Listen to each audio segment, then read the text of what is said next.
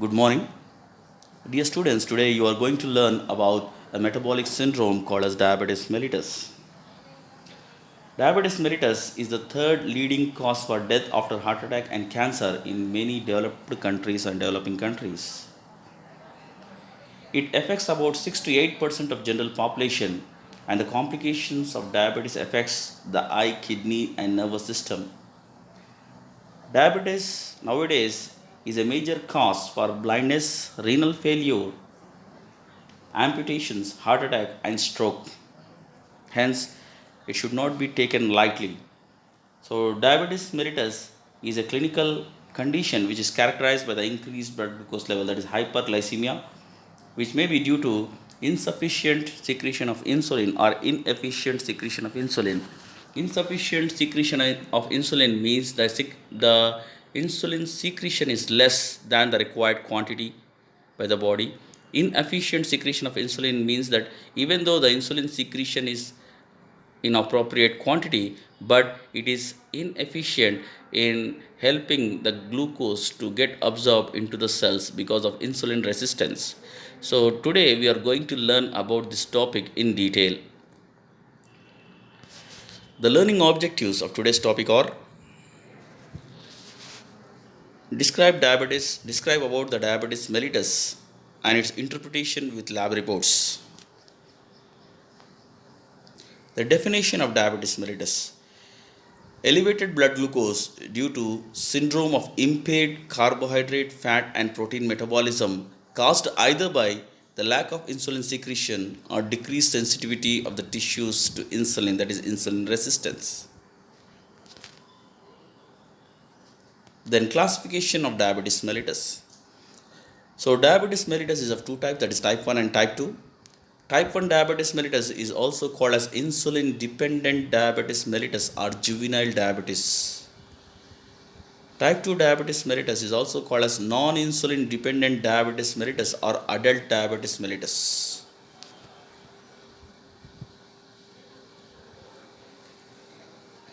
Then let us learn about them one by one in detail. So first one, that is type 1 diabetes mellitus. So type 1 diabetes mellitus occurs due to the lack of insulin secretion due to the destruction of beta cells of pancreas. And the destruction of beta cells of pancreas may be due to the viral infection, autoimmune disorder, or hereditary tendency of beta cell degeneration. It occurs at about age of 14 years, and for this reason it is called as juvenile diabetes mellitus. Juvenile means teenage in Latin. Then the symptoms of type 1 diabetes mellitus. So it develops symptoms very abruptly. So sudden development of symptoms. The symptoms are polyuria, that is frequent urination, polydysphia, excessive thirst, and polyphagia, that is excessive hunger. Loss of body weight, weakness, and tiredness is commonly observed in type 1 diabetes mellitus patients. Hyperglycemia with glycosuria and ketoacidosis are the associated disorders of this. The patients of type 1 diabetes mellitus are not obese. So these are the symptoms of type 1 diabetes mellitus. The major difference in the symptoms of type 1 diabetes mellitus and type 2 diabetes mellitus is that here the symptoms develop abruptly, but in type 2 diabetes mellitus the symptoms develop gradually. That is one thing. Second thing is that here the ketoacidosis is the commonly associated symptoms with type 1 diabetes mellitus, but in type 2 diabetes mellitus, diabetic ketoacidosis is a rare symptom to be observed.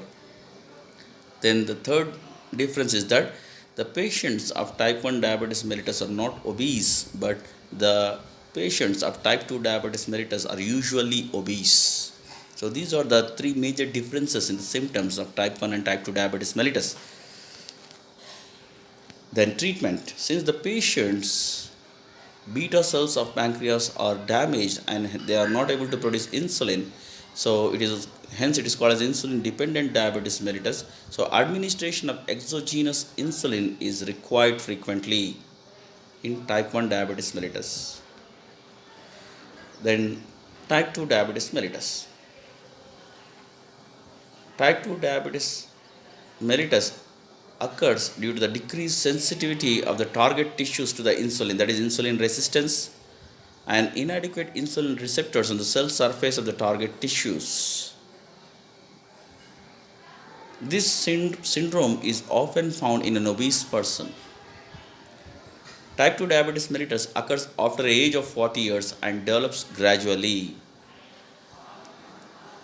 Therefore, this syndrome is referred to as adult onset of diabetes. Symptoms of type 2 diabetes mellitus. The symptoms associated with type 2 diabetes mellitus develop gradually, not abruptly, and the most of the symptoms of type 2 diabetes mellitus is similar to that of type 1 diabetes, except the ketoacidosis, which is usually not present in type 2 diabetes mellitus, but it is usually present in type 1 diabetes mellitus.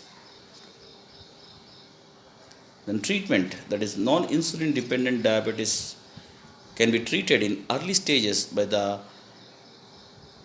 control of diet, exercise, and weight reduction itself. No exogenous insulin administration is required in type 2 diabetes.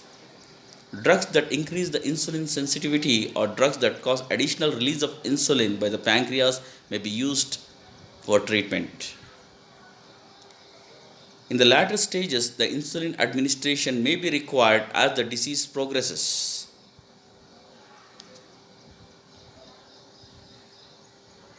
Then the blood glucose and its clinical aspects can be learned by understanding the estimation of blood glucose level and the common terms associated with the estimation of blood glucose level and the interpretation of the results, the values of the results of the blood glucose level and its interpretation.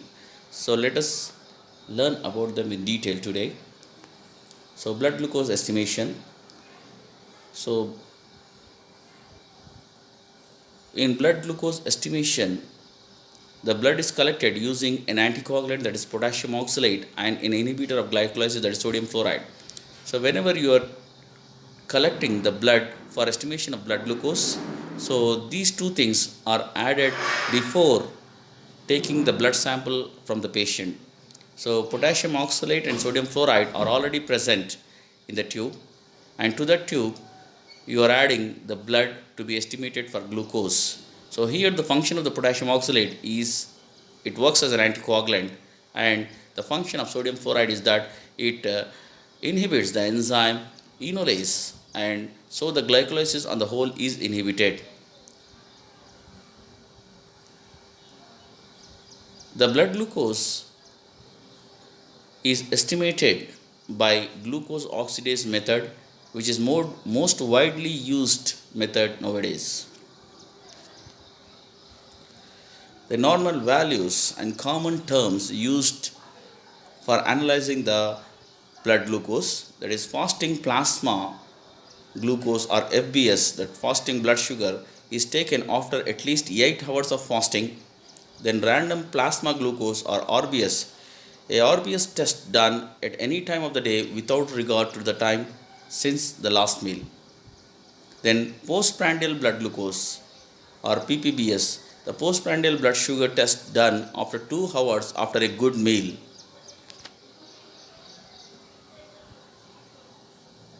The normal values. In understanding the results of this blood glucose.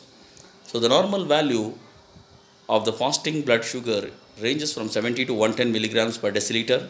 The normal value for random blood sugar should be less than 140 milligrams per deciliter, and the normal value for postprandial blood glucose should be 140 and around 140 milligrams per deciliter. Now let us analyze the differences between the normal healthy adult subject and the patient suffering from type 2 diabetes and the patient suffering from type 1 diabetes. In the normal person, whenever there is increase in blood glucose level, the signals are released and the beta cells detect this signal and get stimulated and releases the insulin from the beta cells of pancreas. The peripheral cells respond to this insulin and take up the glucose from the blood and thereby it decreases the blood glucose level. So this is how the mechanism works in the normal conditions in the normal subject. So let us see what is happening in the type 2 diabetes. In type 2 diabetes, whenever there is high blood glucose, the blood glucose remains high because of poor functioning of beta cells of pancreas. The beta cells release the insulin which may be inadequate or inefficient. That means the insulin released by beta cells sometimes is insufficient for absorbing the glucose from the blood into the peripheral cells and tissues. And sometimes, even though the quantity is okay, the quantity of insulin required, is required for the absorption of blood glucose is okay, even though the cells are unable to take the glucose from the blood due to the insulin resistance, that is nothing but inefficient secretion of insulin. Hence, the peripheral cells poorly respond to the insulin and glucose uptake is poor. Due to this, the blood glucose remains high in type 2 diabetes mellitus. It is generally said to be type 2 diabetes mellitus when the blood glucose level, postprandial blood glucose level, is more than 200 milligrams per deciliter. Then, in type 1 diabetes mellitus, let us see, whenever there is high blood glucose level, already the beta cells of pancreas are destroyed by the autoimmune reaction. So, there is no use of a stimulation, or there is no signals to be taken by the beta cells of pancreas to release the insulin, because the insulin secretion is nil. So no blood glucose remains high, no beta cells to detect and respond. Hence insulin secretion is nil. The peripheral cells have no insulin to respond and take up the glucose. So the blood glucose remains very high. So this is the main difference between the normal healthy adult person and the patient suffering from type 2 diabetes and type 1 diabetes. Hope you understand it. Then next is metabolic changes occurring in diabetes mellitus. Changes in levels of insulin and glucagon affect the metabolism in liver, muscle, and adipose tissue. The lack of insulin activity results in failure of transfer of glucose from blood into the cells and leads to hyperglycemia. Elevated levels of blood glucose and ketone bodies are characteristic features of untreated diabetes mellitus.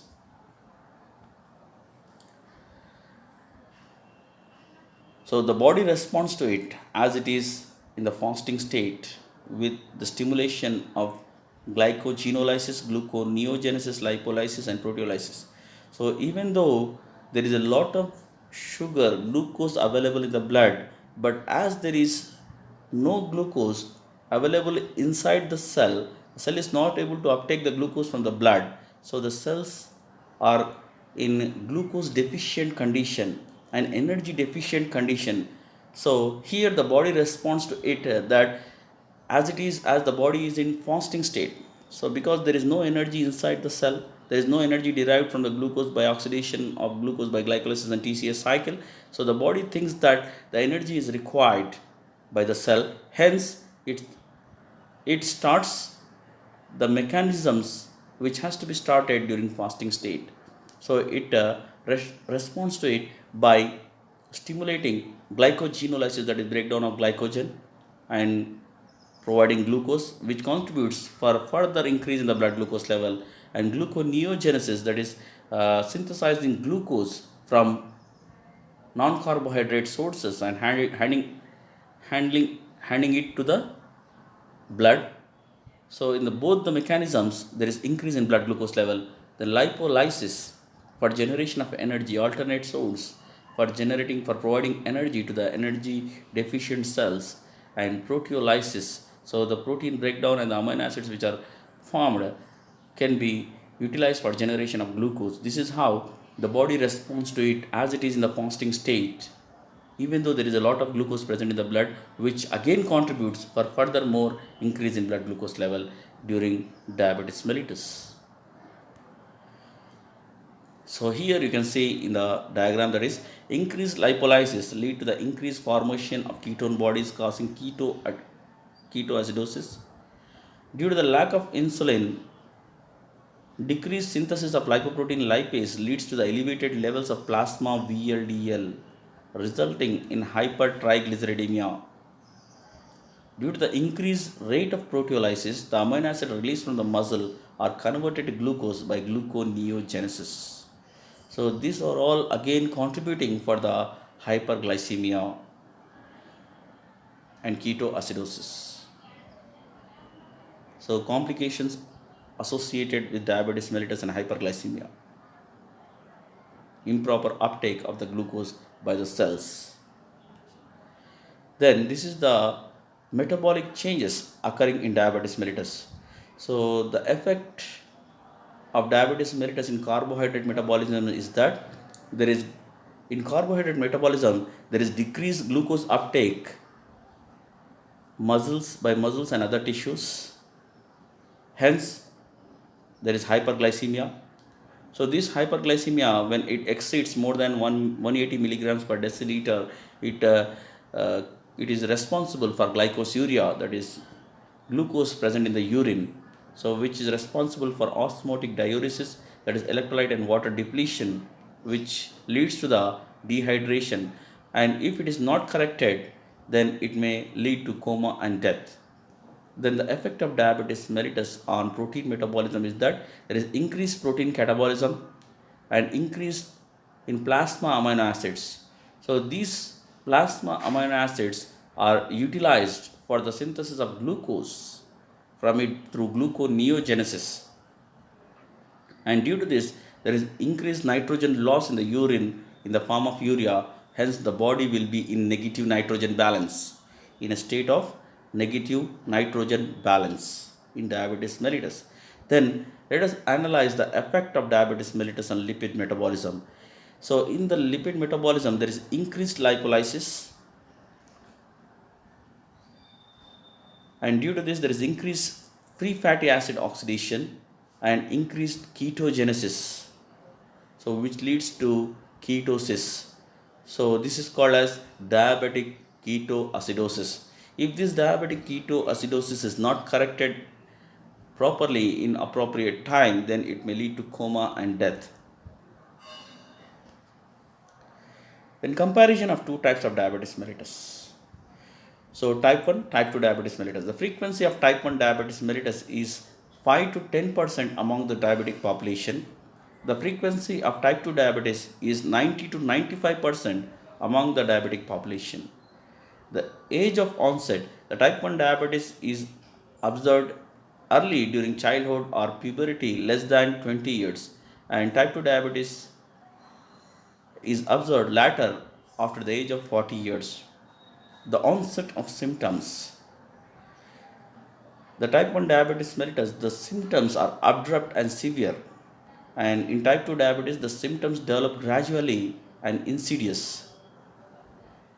In type 1 diabetes, the plasma insulin is low or totally absent, but in type 2 diabetes mellitus, it may be insulin secretion may be less, normal, or high, depending on the person. Then in type 1 diabetes mellitus, the body weight is low or normal. In type 2 diabetes, the body weight is obese. Generally, the patients of type 2 diabetes mellitus are obese, and this is the reason for decrease in insulin sensitivity or insulin resistance due to the obese condition of the patient. Then the blood glucose. In type 1 diabetes, the blood glucose is increased in both type 1 diabetes mellitus and in type 2 diabetes mellitus also the blood glucose level are increased, that is hyperglycemia is observed in both the conditions. Then insulin sensitivity in type 1 diabetes mellitus is normal, but in type 2 diabetes mellitus the insulin sensitivity is reduced. The ketosis is a common disorder or symptom observed in type 1 diabetes. Ketosis is a very rare disorder observed in type 2 diabetes. The acute complications of type 1 diabetes is ketoacidosis, and the acute complication of type 2 diabetes is hyperosmolar coma. treatment with insulin is necessary in type 1 diabetes, and treatment with insulin is usually not required in type 2 diabetes. So this is the comparison of two types of diabetes mellitus. Then let us learn today about diabetes mellitus and its interpretation with lab reports. How this diabetes mellitus is interpreted with the lab reports. So the diagnostic criteria of the World Health Organization for diabetes mellitus is that in the normal healthy adult person, the 2 hours glucose, that is nothing but postprandial blood glucose level, should be less than 140 milligrams per deciliter, and fasting blood glucose level should be less than 110 milligrams per deciliter, and HbA1c, that is nothing but glycosylated hemoglobin, should be less than 6%. And impaired fasting glycemia, the postprandial blood glucose level should be less than 140 milligrams per deciliter, and fasting blood glucose should be more than 110 milligrams per deciliter, and glycosylated hemoglobin ranges from 6 to 6.4%. Then in impaired glucose tolerance, the postprandial blood glucose level are usually more than 140 milligrams per deciliter, and fasting blood glucose level is less than 126 milligram per deciliter, and glycosylated hemoglobin ranges from 6 to 6.4%. In diabetes mellitus, the postprandial or 2 hours glucose is usually more than 200 milligrams per deciliter, and fasting blood glucose level is usually more than 126 milligrams per deciliter, and glycosylated hemoglobin value is generally more than 6.5%. So this is the criteria for assessment of diabetes mellitus according to World Health Organization, that is WHO. Then this is the assignment on today's topic, that is diabetes mellitus. You need to complete this assignment and send it back to me on Telegram.